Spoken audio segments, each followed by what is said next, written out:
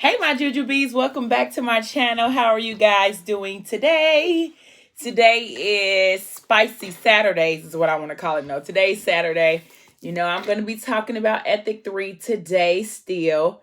I do have my food. I went to Chipotle today, and they have a quesadilla there. So I'm just going to open my stuff with you guys. Only thing I don't like is that they make you get everything on the side. With the quesadillas, and you only get to pick 3. So you have like sorry guys for the noise. So you have like your quesadilla, and then you know how they have like fajita, corn, hot salsa, regular salsa. You only get to pick 3, and you can't even pick fajitas because fajitas is considered their veggie quesadilla, so you can't even pick that. Like if you want to have chicken and the veggie, you can't have both. So this is what the quesadilla looks like. This is my first time trying it. I have seen it on I've seen it on another YouTuber's channel before, which is what made me want to try it. I like Chipotle, but I'm not a huge fan. So and I got chips and queso. I got this queso because that first queso they had, I didn't like it at all. Okay, I was not a fan. Hopefully, if I can remember correctly, I think I like this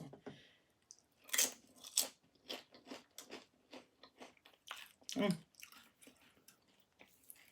It ain't that great, but so I just got chicken and cheese quesadilla. So I have corn, which I didn't even ask for, rice, white rice, sour cream, tomato, salsa, and I guess I'm just gonna kind of like dip some of this in here. You know, scoop it on. I don't know yet. I haven't quite mastered what I was gonna do. But and then to drink, I have a Jamaican Me Happy. So we gonna hop right into Ethic as normal. As always, because I love him. So yesterday I left off. They were at the debutante ball, and I'm trying not to say a lot of times, but they were at the debutante ball, and Alani surprised Bella by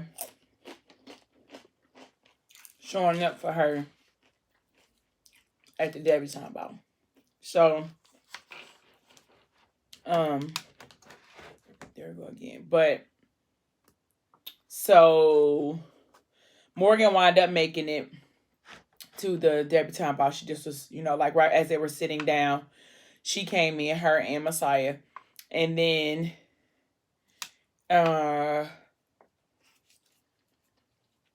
so they went on ahead and they started the ceremony. So they kind of did like, you know, the book goes into great detail about how everything transpired. I don't never even get corn on my regular thing, so let's just try this out. But the book is very detailed, like I said, about how everything is transpired, how the room is set up very beautifully, how Alani was in her beautiful black gown. Her hair was cut, you know, in a short little cut that make her look like she was fresh from the 20s. And how the pastor gets on and he says, you know, ain't God good? And, you know, they do like a candle lighting ceremony thing. And in doing so, Alani goes to light Bella's candle. And she tells Ethic like she's so beautiful.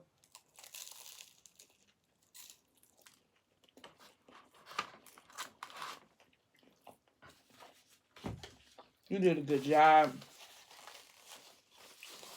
And he's so choked up because this truly signifies that Bella's growing up. So Alani goes to light her candle. They curtsy in front of each other, and after she lights her candle, Bella begins to cry. Now, mind you, because Bella is a motherless child, okay? But she has a longing for Alani because the fact that she's a motherless child. So, Alani goes to hug her. Ethic being the protective father that he is, he stands up, but he doesn't go over there because in his mind, he knows that Alani is going to take care of his daughter. She was crying so hard, though, because she's overwhelmed. And everybody else, of course, begins to cry because they can sense, what's going on. Here you have a motherless child, and then you have a childless mother, and they some kind of way have found each other. So it seemed like it's fate. God brought them together because two people needed someone so bad that even though both of their situations was tragic, they can find the missing piece of what they were missing, or what they lost. So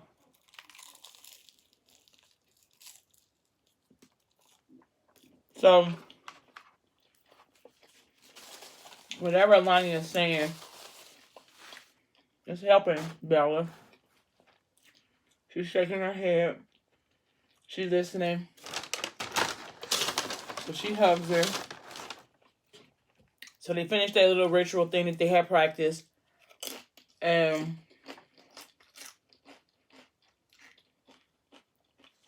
the pastor must have gave a short synopsis or sermon or whatever the case may be.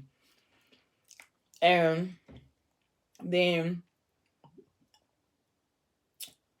eventually that part of it is over. So then they have, she's standing there, she's talking, and she,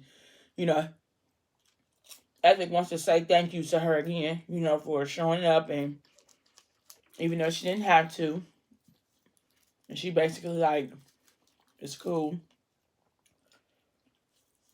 I always will show up for Bella kind of in a sense, but she's kind of trying to avoid him, like giving the cold shoulder or whatever. So here come the church hoe. Okay, she come over here like, oh, Ethic, we have to extend the invitation for you to join our church. We'd love to have you and Bella. And then Alani like, girl, in her mind, like, girl, get out of here. And he like, oh, well, Alani has extended the offer, so we'll visit a few times before we actually decide, but thank you.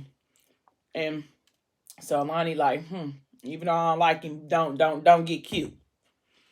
So she waits until Alicia leaves, and then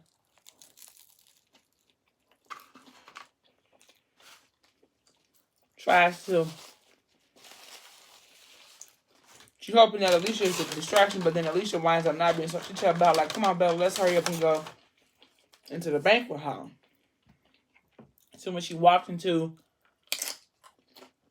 the banquet hall part, they got it set up like a nice reception dinner, round tables.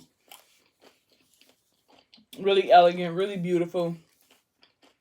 And everybody has like a place setting. So Bella has chosen everybody that she wanted to be there. So it's Bella, Easy, Morgan, Messiah, Ethic, and Alani. So when she walks into there, she notices that Morgan is already sitting down, and then she notices that Messiah is there. She says that she notices that because he's the one that beat up her baby daddy real bad. And then she also notices Morgan, even though they've never been formally introduced, she knows that from previous conversations that that's Ethic's eldest daughter. And she's like, oh my gosh, like, how am I going to do this? Am I going to survive the night? Do I even really belong here? Like, I'm really not her family. Is this going to be uncomfortable? There is Morgan, the girl that my brother raped. Like, is this going to be too much?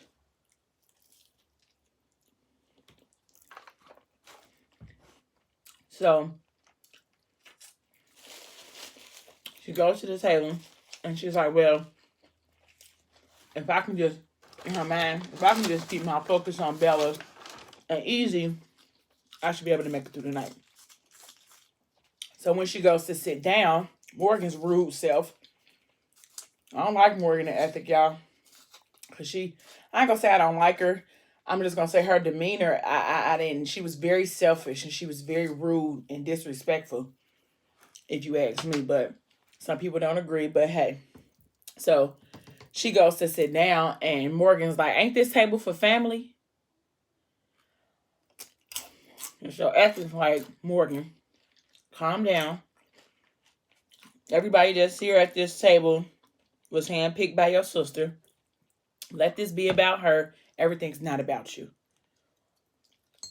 And so Messiah squeezes her leg under the table, like, calm down, babe. Like, and she's like, what? Like, I mean, she's not family. So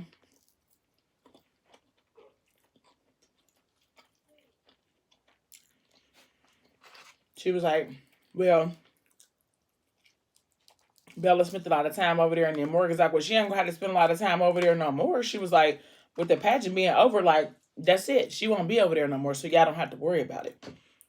And so everybody like, Morgan, calm down. And she like, what? Like, am I lying? And she like, you know what, you right. This is a lie. She's like, you know what, you right, Morgan. It is over. And I do, appreciate the time that I had spent with Bella. So she kind of like tunes Morgan out. So she starts to talk to Easy like, hey, Easy, I really wanted to tell you thank you for the Christmas gift that you gave me. And she said, I wear it every day. It's beautiful. He's like, oh, you're welcome. He was like, I wanted to come over there with you, but my daddy said that it was kind of like, a girl time or whatever. She was like, it was, but it's okay. But I really appreciate the gift. It was beautiful. And he was like, thank you for my game. It's one of my favorites. And she was like, well, I'm glad you liked it. The guy at GameStop thought that you would. And so then the preacher gets up there and says that it's time for the parents to have a dance.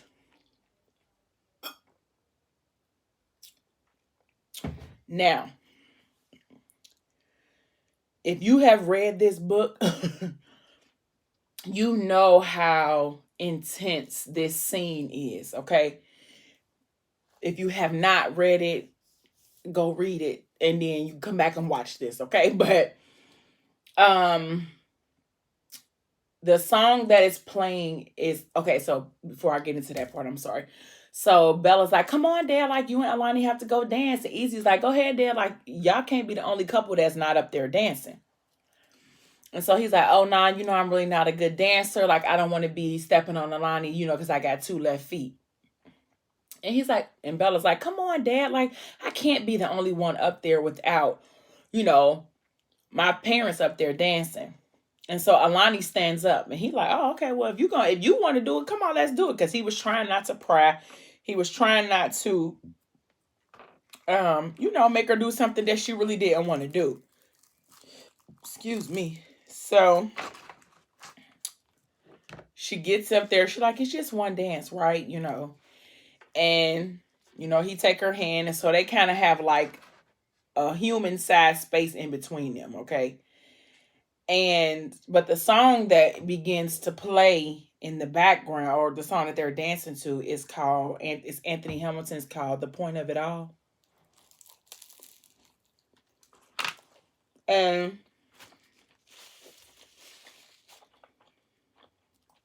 the song, this is why I say sidebar, Ashley is the best to me when it comes to picking the playlist for the scenes in her books, because once you hear the song, you'll never hear the song the same way. Every time you hear it from here on, then on out, it's always going to bring you back to that scene in that book. And every time I hear that song, I've always loved the song before I even read this book. But now, every time I hear that song, I can picture Alani and Ethic dancing in that scene, and I just can't get it out of my head. So, if you know the lyrics to The Point of It All, that's the song that they're dancing to.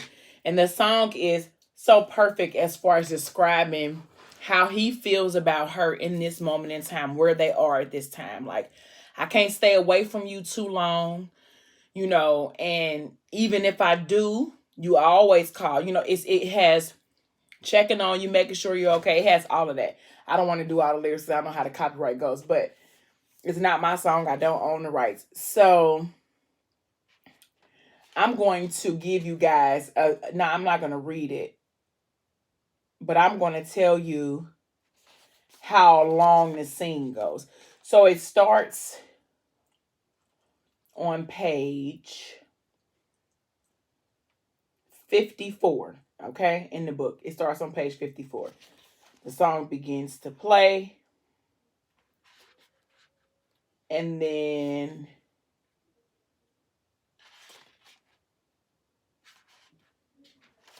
it goes all the way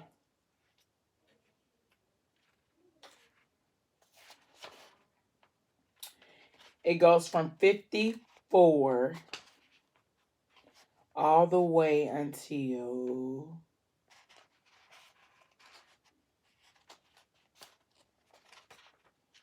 65. Okay, so there's 11 pages of this one particular scene. And in the scene, she's battling with her head and her heart about why does she still love him after he's taken so much from her, and how could she still be, how can they still be in tune with each other, how can her heart still ache for him knowing that he is a killer, like he killed her daughter, and knowing that he has taken away her opportunity to be a mother, and she has lost another child out of their love thing, and so she is like hyperventilating now. Like she almost has like a panic attack. And in her midst of having a panic attack, because he's so in tune with her and he's so in tune with her vibes in her body, he notices. So he pulls her closer so that she can lean in him, that he can be her support. And so they dance for the whole song. Like I said, it's 11 pages long. And it seems like it's the longest scene because it's so potent, And then once the song gets towards the end, he holds her closer. She begins to cry. He begins to cry. He lays his head on her neck, and in between her neck and the groove. And so as they're dancing, he's singing the words to the song, and the words are so powerful in the song.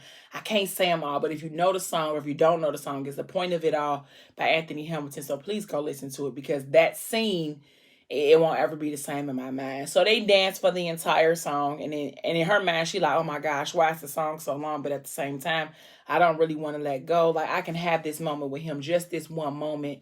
And after this song, then everything has to go back like it was before this actual day even started. So they dance and they reminisce in their minds. They go through like 75 emotions at the time. He like, I gotta figure out how to fix this because I don't know how I'm gonna do my life without her. Like, I don't even know what I am or who I was prior to her. And that's how she feels. Like, I don't even know what I was doing before him, So they dance and then the song is over. So everybody else goes to sit down, and they're still standing there hugging and rocking. And when they let go, she like takes off running out of the room, and then he kind of goes to the other side of the room to kind of, regain his composure, because she literally, softens him. And so then it goes to like everybody in the room is kind of like awestruck, like, wow, like I've never encountered a love so strong, a love so potent, a love so serious, a love so true. I've never had to have the opportunity to be in the same room, in the same vicinity, to feel something so deep and so passionate. So Morgan and Messiah are at the table, and Morgan is like, wow, like, did you feel that? She asked him Messiah, like, he like, yeah, I think everybody in the room, in the whole entire room, felt that. She was like, wow. Like, I wish I had a love like that. And he was like, you got a love like that now. And she like, well, you know what I mean. He like, yeah, I think tonight might be a night for me to tell Ethic what's up. And she like, no, please don't tell him tonight. She was like, that conversation is going to go bad tonight. Like, if you tell him what we got going on right now, it's not going to be favorable for either one of us. And he like, well, all right, shorty. So then he like, well, I'm going to get up out of here.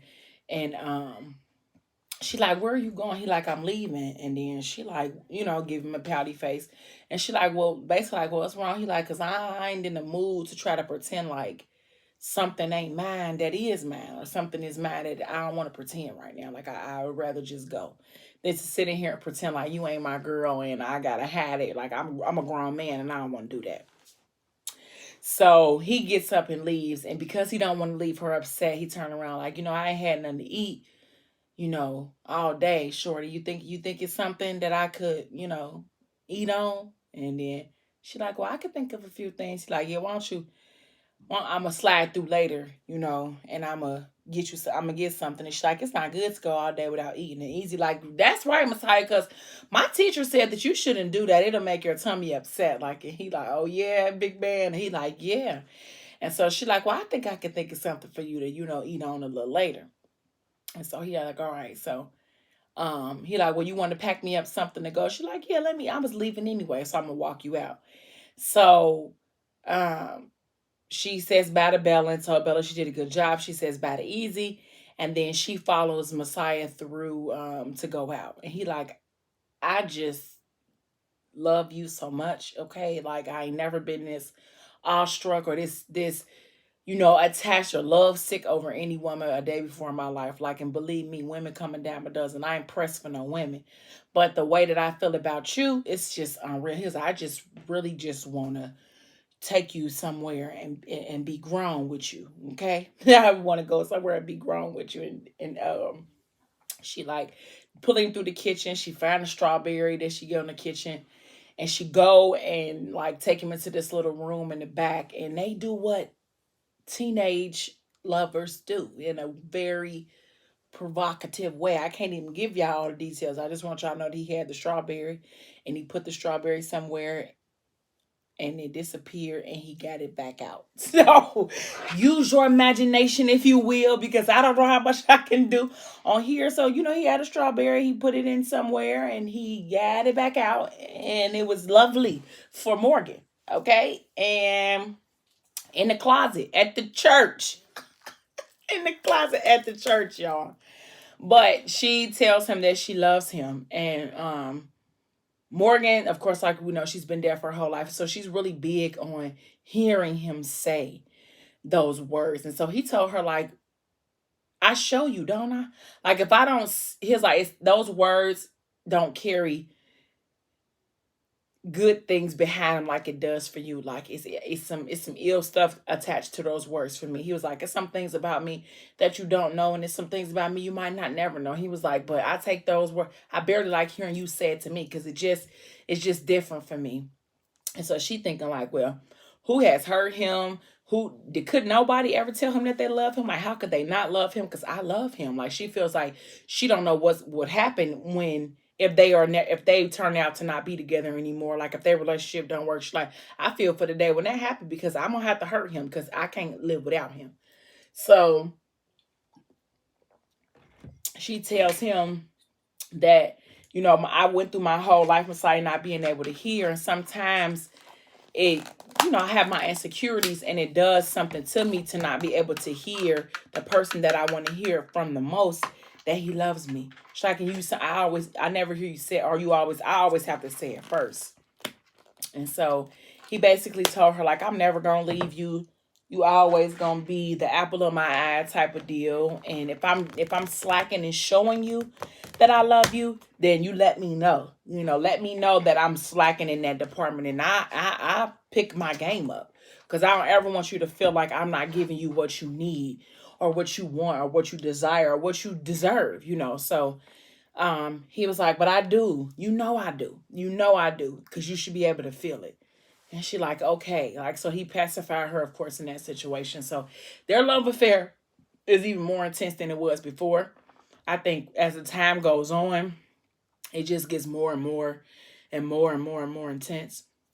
And as they grow more intense, I think it shows, like, women, like, what you should and should not take or tolerate from a man that claims that he loves you. Messiah is a very peculiar character. He's a very complex character, and he's one of my favorite characters because he is because he is very he is just deep. Okay, he comes with a lot of baggage, and as the series goes on, you'll kind of dive more. I will dive more into Messiah in the next 3 books, and I love him still. But I won't say too much about him because I don't want to get. But their love story is developing at a very fast and intense pace. And Ethic and Alani's love story is trying to. It's kind of like that car that need to jumpstart every time you go to work. Your car cut off. You need to. It's like that. Like they own it off. They own it off. Right now they off, and they don't want to be off. But being off is what's best, I guess, to heal them. So I'm gonna stop right here, and I'll be back tomorrow for Sunday, our Sunday discussion. So I'll definitely be back tomorrow, same place, maybe not the same time. Please don't forget to like, share, and subscribe. I would greatly, greatly appreciate it. I love you all, and I will see you guys on Sunday. Until next time, bye, my jujubee.